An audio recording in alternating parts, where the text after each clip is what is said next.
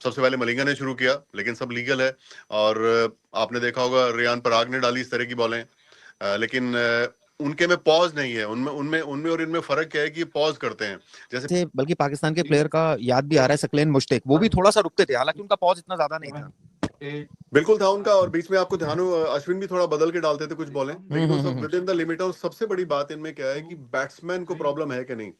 Bats अपना अन्ना 24 घंटे चौकन्ना। हाँ जी, अन्ना अपने उस्मान तारिक के बॉलिंग एक्शन पर जो बहस चल रही थी, अब इस पर बड़ी खबर सामने आ गई है। इंटरनेशनल क्रिकेट काउंसिल यानी आईसीसी ने उनका एक्शन क्लियर करार दे दिया है। आईसीसी के कवानीन के मुताबिक अगर बॉलर की कोहनी का खम 15 डिग्री से ज्यादा ना हो तो एक्शन कानूनी समझा जाता है। रिपोर्ट्स के मुताबिक टेस्टिंग के बाद उस्मान तारिक का एक्शन नॉर्मल और कानून के मुताबिक पाया गया है। कुछ लोगों को उनका अंदाज मुनफरिद हथौड़ा रख कर गेंद करवाने जैसा लग सकता है, लेकिन हर मुनफरिद स्टाइल गैर कानूनी नहीं होता। जब आईसीसी ने बाकायदा जांच के बाद इजाजत दे दी है तो अब बहस खत्म हो जानी चाहिए। मेरी राय में हमें अपने खिलाड़ियों को सपोर्ट करना चाहिए और गैर जरूरी तनकीद से बचना चाहिए। क्रिकेट में सहजता, सलीका, दूसरी बात है क्या वो एक्शन उनका ढीला है।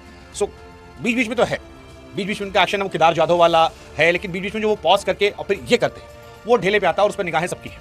और इंडिया से मैच है तो हमारी निगाहें तो और ज्यादा उस पर लगी पड़ी हैं।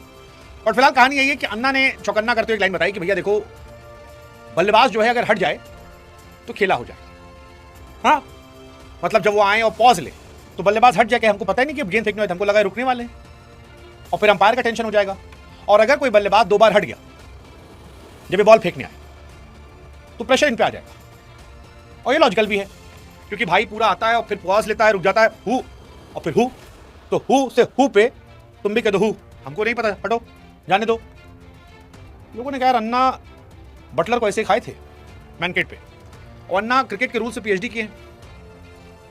हाँ, मतलब क्रिकेट रूल्स के, आपको रूल्स के बीच में खेलना, रूल तो जैसे उस्मान तारिक दिखा रहे थे कि उनकी 2 ठुड्डी है, यहाँ पे यहाँ है, यहाँ है, और इस वजह से उनका एक्शन अलग आता है, वो अपना रूल दिखा रहे हैं। बॉलर पर सबकी नजर है और वो बॉलर है तारिक उस्मान। आप ये देख रहे हैं फुटेज में किस तरह से तारिक उस्मान बॉलिंग करते हैं। वो थोड़ी देर के लिए रुकते हैं और फिर बॉल फेंकते हैं।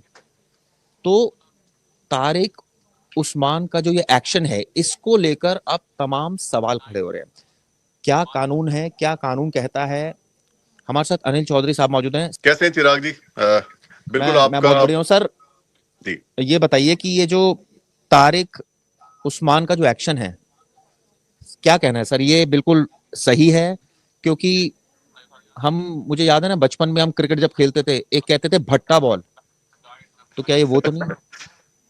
बिल्कुल, ये बहुत लोग पूछ रहे हैं और आपका सवाल है तो मैं जवाब देना पड़ेगा।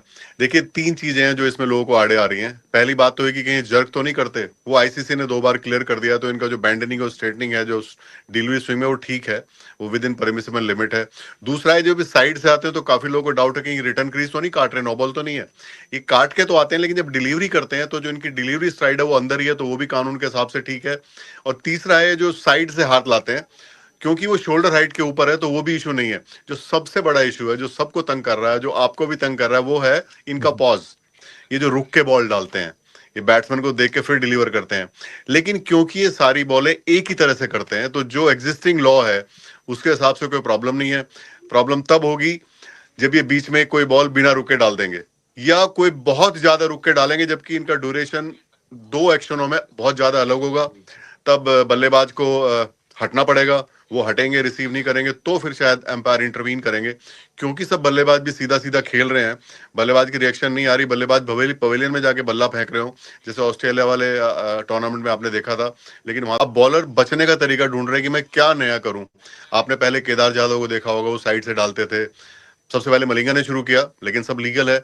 और आपने देखा होगा रेयान पराग ने डाली इस तरह की बॉलें, लेकिन उनके में पॉज नहीं है। उनमें उनमें उनमें और इनमें फर्क क्या है कि ये पॉज करते हैं। प्रॉब्लम तब होगी जब ये बीच में कोई बॉल बिना रुके डाल देंगे, या कोई बहुत ज्यादा रुक के डालेंगे, जबकि इनका ड्यूरेशन 2 एक्शनों में बहुत ज्यादा अलग होगा।